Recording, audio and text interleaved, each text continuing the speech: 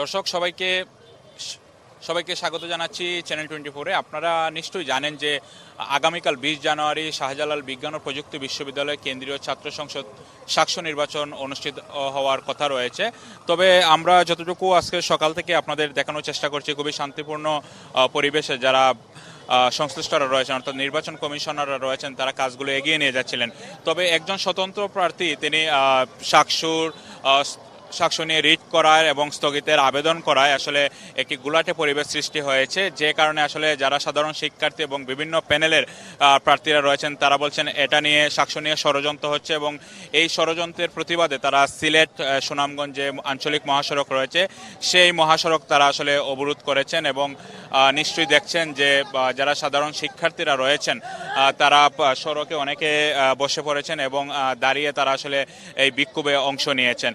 এবং আমরা সকাল থেকে ক্যাম্পাসে আসলে নানা ঘটনা দেখছি, যে সকালে আমরা দেখেছি শিবির সমর্থিত যে প্যানেল রয়েছে তারা বলছেন যে সাকসু বানচালের উদ্দেশ্যে একজন স্বতন্ত্র প্রার্থী মামুনুর রশিদ শুভ তিনি একটি রিট করেছেন এবং রিটের যে শুনানি আজ 2টার সময় এই শুনানি হওয়ার কথা রয়েছে। এখন পর্যন্ত শুনানির যে ফলাফল তা আমরা পাইনি, তবে হয়তো কিছুক্ষণের মধ্যে এই শুনানির ফলাফল পাওয়া যাবে। এবং এই রিটের প্রতিবাদে শিক্ষার্থীরা আসলে জড়ো হয়েছেন। তারা এত সময় ক্যাম্পাসের ভিতরে অর্থাৎ প্রশাসনিক ভবনের সামনে তারা নানা ধরনের স্লোগান দিলেও তারা এখন যে সিলেট সুনামগঞ্জ মহাসড়ক রয়েছে সেই মহাসড়কে তারা আসলে জড়ো হয়েছেন এবং তারা বলছেন যে যারাই ষড়যন্ত্র করছে তাদেরকে তারা রুখে দিবেন এবং কোনো ধরনের ষড়যন্ত্র তারা আসলে মানবেন না বলে তারা বলছেন।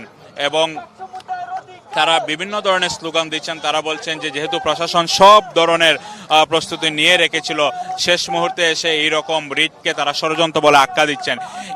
একই দিকে আমরা দেখেছি যে জাতীয়তাবাদী আদর্শের পন্থী যারা শিক্ষকরা রয়েছেন তারা নির্বাচনের সব রকম দায়িত্ব থেকে নিজেদেরকে সরিয়ে নেওয়ার ঘোষণা দিয়েছেন এবং একই সাথে তারা বলছেন যে 15 জনের যে নির্বাচন কমিশন রয়েছে সেই নির্বাচন কমিশন থেকে 8 জনের মতন যারা নির্বাচন কমিশনার তারাও পদত্যাগের প্রস্তুতি নিচ্ছেন।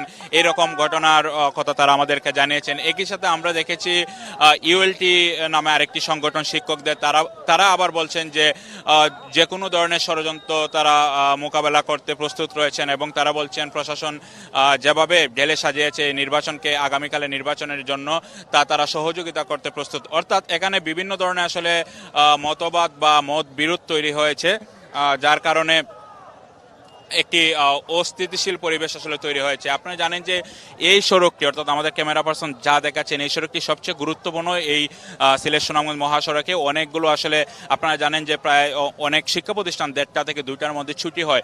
আপনাকে যদি আমরা একটু পেন করে দেখাই যে দেখবেন অনেকগুলো আসলে যত দূর চোখ যায় তত দূর আসলে শুধু গাড়ির সারি দেখাচ্ছে এবং এই যে মানুষের আসলে একটা ভোগান্তি তৈরি হয়েছে।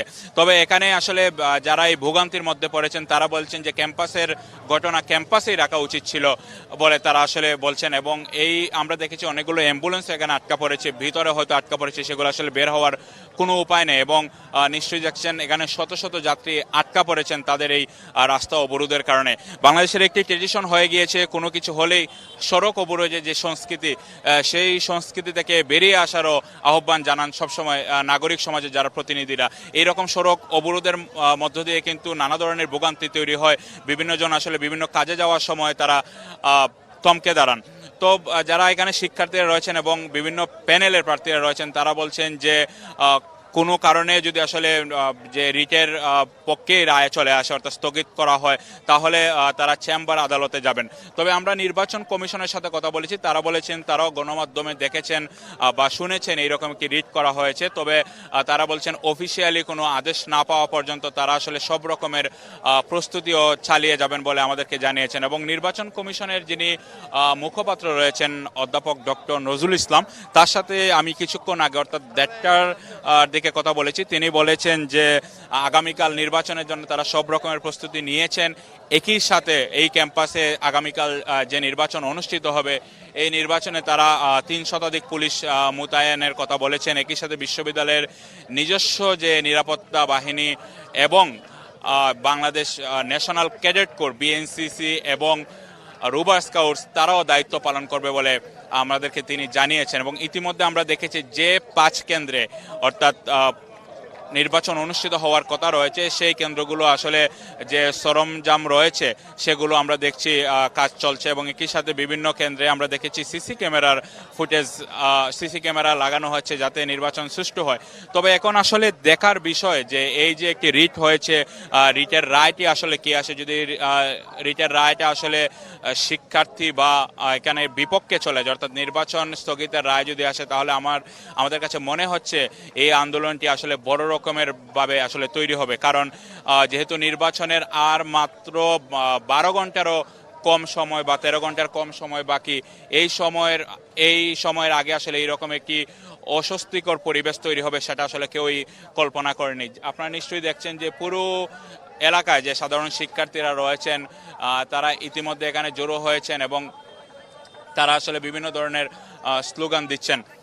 এবং আমরা একটু আসলে যারা এখানে শিক্ষার্থীরা রয়েছে আমরা সবার সাথে কথা বলেছি, তারা বলেছেন এই শাকসুনি আসলে শুরু থেকেই বিভিন্ন ষড়যন্ত্র হয়েছে এবং সেই ষড়যন্ত্র তারা রুখে দিয়েছেন বিভিন্ন আন্দোলন প্রতিবাদের মধ্য দিয়ে। সর্বশেষ যখন ইলেকশন কমিশন আসলে সিদ্ধান্ত নেয় ষষ্ঠের যে নির্বাচন হবেই 20 জানুয়ারি, আমরা দেখেছি যে যেহেতু আপনারা জানেন যে আগামী 12ই ফেব্রুয়ারি জাতীয় নির্বাচন, সেই নির্বাচনকে সামনে রেখে নির্বাচন কমিশন একটি প্রজ্ঞাপন জারি করেছিল যে জাতীয় নির্বাচনের আগে, অর্থাৎ 12 ফেব্রুয়ারি নির্বাচনের আগে কোনো ধরনের নির্বাচন করা যাবে না।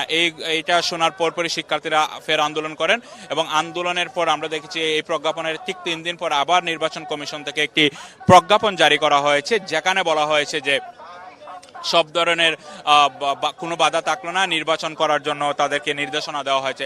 এরপর কমিশন আবার প্রস্তুতি নিতে থাকে এবং সর্বশেষ প্রস্তুতি অনুযায়ী তারা আগামীকালকে নির্বাচনের প্রস্তুতি নিচ্ছেন। তো এই যে মহাসড়ক অবরোধ হলো, নিশ্চয়ই মানুষের ভোগান্তিও আপনাদের এত সময় দেখালাম। এই অবরোধটি আসলে কখন ছাড়া হবে সেটাও আসলে এখন পর্যন্ত বোঝা যাচ্ছে না। আমরা হয়তো পরবর্তীতে আপনাদের আরো বিস্তারিত দেখানোর চেষ্টা করব। তো আমার কাছে এই ছিল সিলেট সুনামগঞ্জ মহাসড়কের অবরোধের সবশেষ শাহজালাল বিজ্ঞান ও প্রযুক্তি বিশ্ববিদ্যালয়ের প্রধান ফটক থেকে।